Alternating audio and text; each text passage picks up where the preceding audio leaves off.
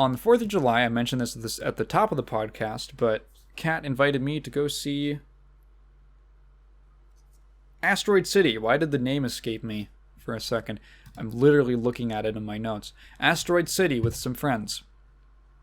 The new Wes Anderson movie. Now, I've only seen, of his films, I've only seen The Fantastic Mr. Fox, which I saw that in theaters when it came out. So I was like a little kid. I was like 9 or something when that released.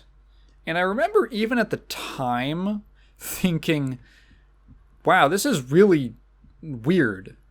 This is a weird movie.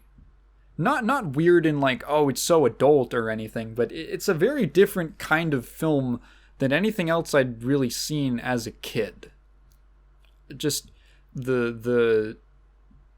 and I don't even have that great of a memory of it. I remember it feeling long. How long is that movie? Because I remember just like, wow, it's still going. It feels like it's still going. It is... Just tell me how long it is. An hour and a half. Yeah, it's a really like, I feel like there's a lot that happens in it. I feel like there's a lot that happens in that movie.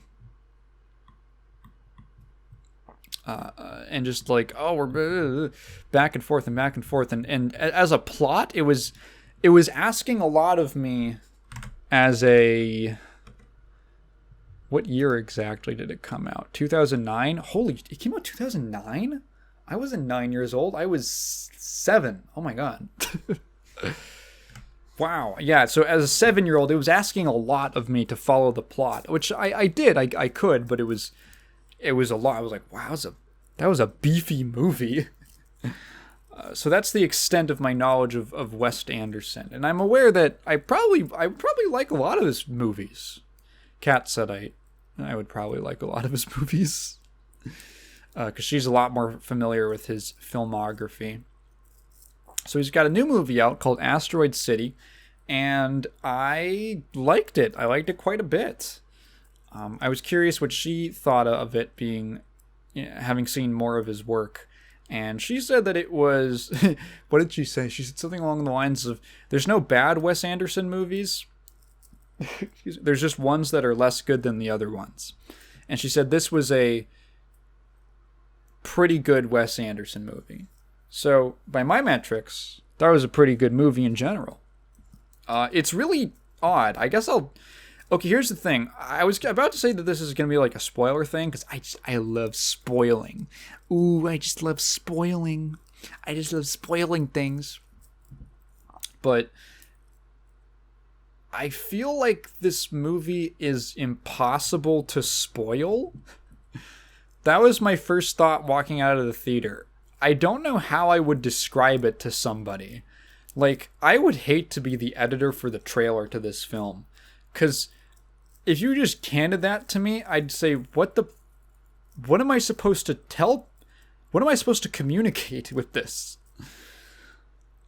Ostensibly, the film Asteroid City in our universe is about a dramatization of the production history of a fictional play called Asteroid City. So there's some layers going on here. There is the film that we are watching. There is which is the dramatization, and then the dramatization, which is a recreation of how a play was, the history of a play and how it was written and cast and all that, which includes just watching the play itself. So if you've seen any trailers for the movie, all the parts in color, that's technically the play that you're watching, or like the representation of it. And the film has these cuts, it has these transitions between acts outlining like what scenes are about to happen. And it kind of lays out basically the entire plot of the film, like in large part at the very start. And then the weird parts is all the stuff that happens, like all the details. So this movie is like a lot of just characters sort of doing things, and you're watching them do things, and you're not quite sure how it all fits together while you're watching it, and then at the end, you're still not quite sure how it fits together, but you get the sense that it does. I would describe the viewing experience of Asteroid City as being kind of like an aimless masturbation session. Like, you ever had one of those where you're just like kind of going from like one thing to the other, and you're not really looking for any particular type of stimulus or anything like that, stimulus in big quotes. You're just kind of like, see this one, watch this one, what's this one? And then by the end, you've finished, you've completed, and there wasn't any like build up really. It was just kind of like a lot of things happening, and then at the end you orgasmed, and that's kind of how this movie feels like to watch. And overall, it was rather pleasant. I couldn't like this. It was not. I couldn't tell if any of the scenes were really moving the plot forward, because there really isn't a plot, but every scene is enjoyable, if that makes sense. It's very weird. It's almost like aggressively weird, and it's like it's trying to be off-putting. It mainly, if you can say it follows anything, it follows a group of characters who are in Asteroid City. I guess I could talk about what the play in universe is about. Asteroid City is about a bunch of characters who come to this one location, this one town that's in the like southwestern United States. I want to say it's in Arizona. And it's basically like a tourist trap town with like a population of 80 or something like that. Because there's a big asteroid crater that hit the Earth like however million years ago, and there's a little like piece of asteroid debris still in there that's under a little like cage. And it's a little tourist attraction, and it's mostly just scientists out there. And like a guy at a hotel who runs the hotel, who is Steve Carell. This is one of those... calling them cameos is, I don't know, maybe selling it a little short. I feel like Wes Anderson is just at that point where he can just ask someone, hey, you want to like show up for one or two scenes in my movie? And they'll go, oh yeah, I'd love to be in a Wes Anderson movie. It sounds like fun. He's just kind of like that sort of phase of his career where people will just gladly be in a thing. Like the main character really is this guy named Augie, who's a war photographer, who is en route to it's like his wife has died, and he's taking her ashes with his son and 3 daughters to the wife's dad, who's Bill Murray, and they stop by Asteroid City because his son is a little brainiac like teenager, and he's there to like accept an award because he invented a thing that can project images on the moon.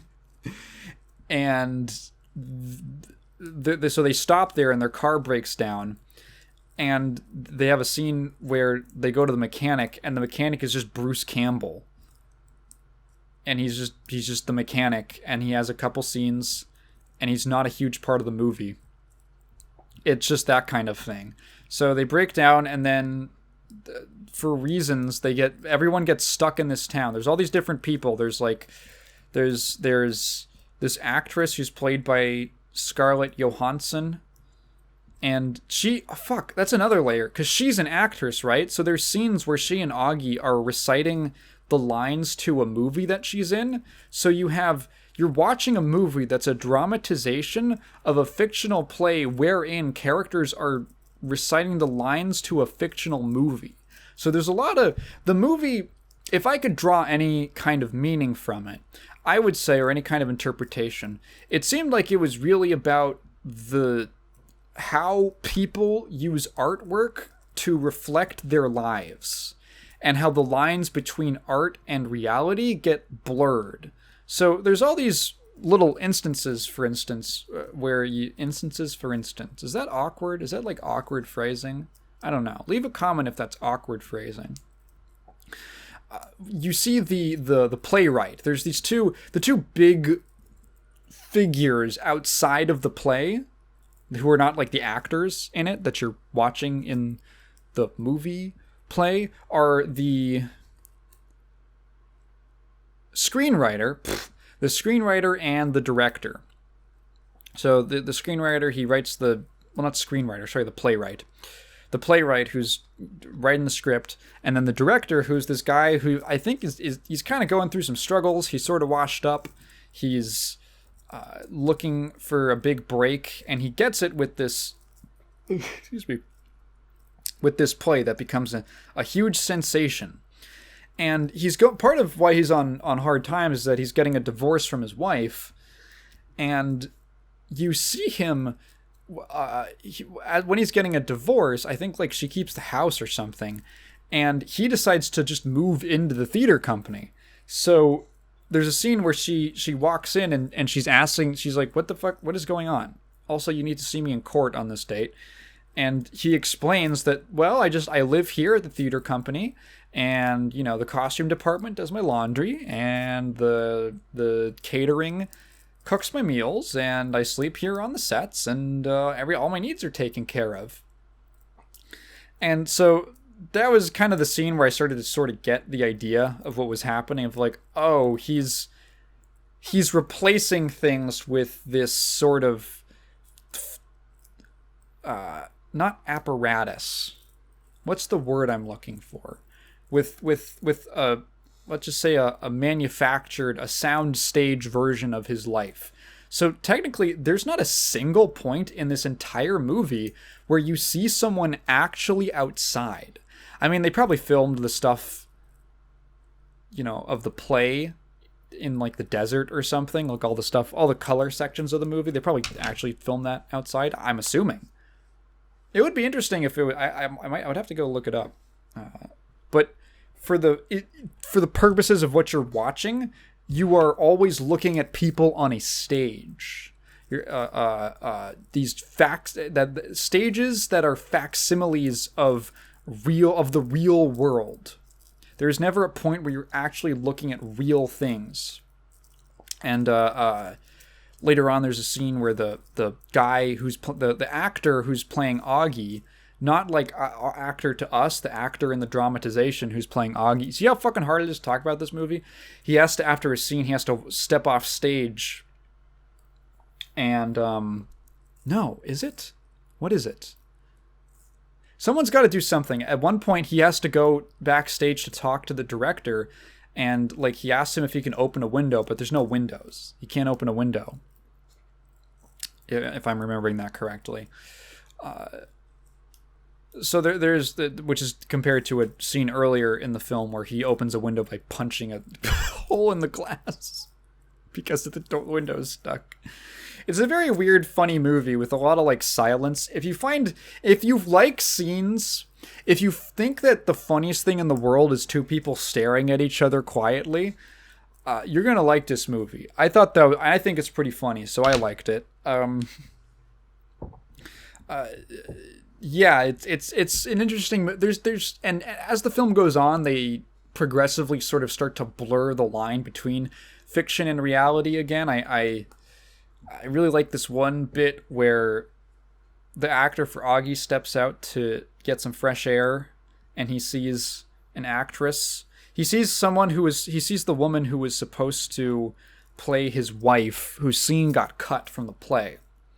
And he looks at her and he says, "Hey, you're the wife who played my actress." Just like this weird little bit of dialogue where it's almost like a Freudian slip of, what was what. Is the person the character? When you embody the character, is that person a part of you? When you are acting as a character, is that a different person, or are you like creating a new form of yourself to embody that? And it's fun. I don't know. It's a fun, weird movie. One thing that I liked, I don't know if this was intentional. I feel like it was. A little touch, which is that there's a lot of like parent-child stuff in this film of when I say like literally like parents there with their children, because there's all these families here for like the Junior Scientists of the Future Awards or whatever it's called. So there's like 4 different families, and a lot of the kids don't look anything like their parents, which I thought was really funny. Like Augie, the main character, looks nothing like his son. There's one of the kids is like brown. He looked like Indian to me. He looked Indian or like Asian in that way. And his dad is just like a white guy. And this is supposed to take place in the 1950s in America. So what's the likelihood that he's like adopted? Or like a mixed race kid? I feel like it's pretty low. And to me, that was like Augie's kids look nothing like him. And that's like a running theme throughout the film. And in my mind, that's because when you go to see a play, that stuff's just normal. Because the casting process for like a stage play is very different from like a movie in most cases. In a stage play, they'll just have people of completely different races who are supposed to be blood related to each other. They look nothing alike. The only film that I can think of that has taken on that kind of like stage play style of casting, like they don't do that in regular.